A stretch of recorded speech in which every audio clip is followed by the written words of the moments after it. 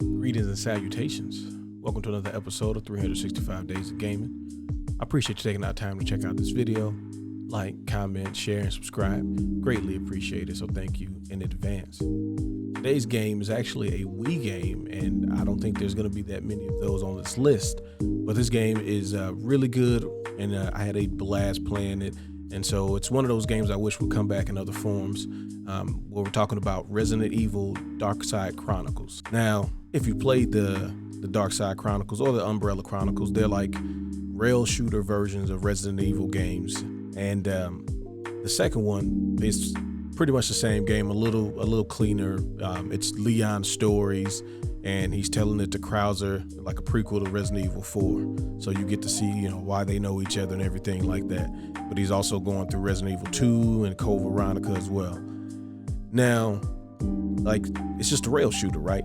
But just the presentation, the different weapons you can get, the Easter eggs, the nostalgia, everything behind the way this game was designed is fantastic.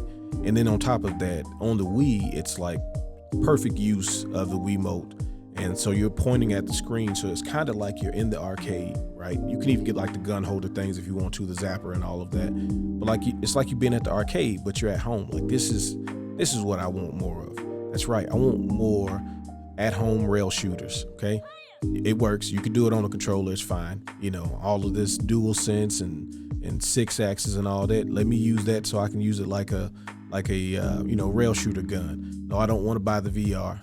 I want to do it with the system. But anyway, back to this game. So, you go through different areas. Obviously you're going to see zombies. There's going to be some, really creepy spider-like creatures and whatever weird mutations that the enemies turn into. And then, you're going to see all of the stuff that you remember from like Resident Evil 2 and Code Veronica. If you play the Umbrella Chronicles, it's more like you're playing with like Chris and Jill and going through all of that.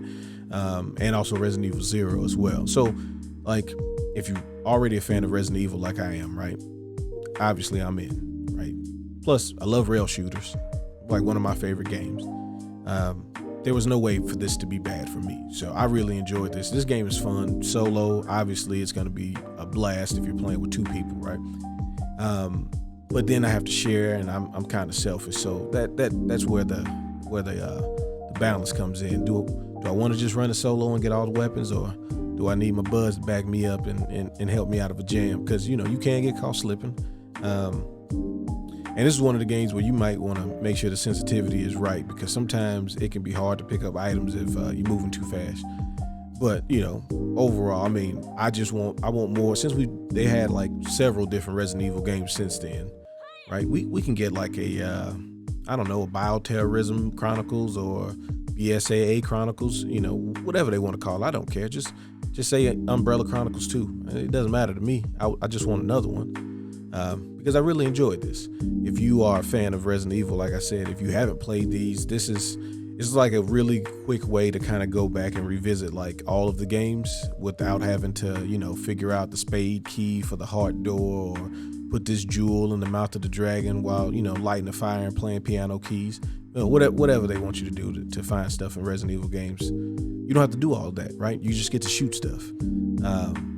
And you get most of the story. Sometimes you get like, slightly different dialogue, and, there's a lot more interactions because you're always with another person, because the game assumes you're going to be playing 2 players. But, it's really fun. And it's not too complicated. I mean, it can be difficult, especially if you're trying to get like all the collectibles and everything. But for the most part, it's a moderately difficult game. You do have to actually aim the shots. So if you don't, you can die, but they give you plenty of herbs, plenty of first aid sprays.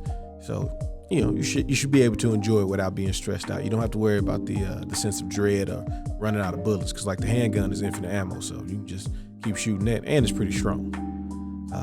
But as always, if you played this game, let me know what your thoughts are. This is like one of those perfect rentals.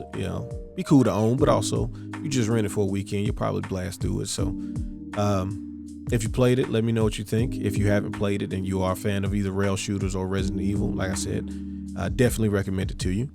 So, let me know what your thoughts are. As always, appreciate you checking out the video. Y'all have fun. Y'all be safe. Peace.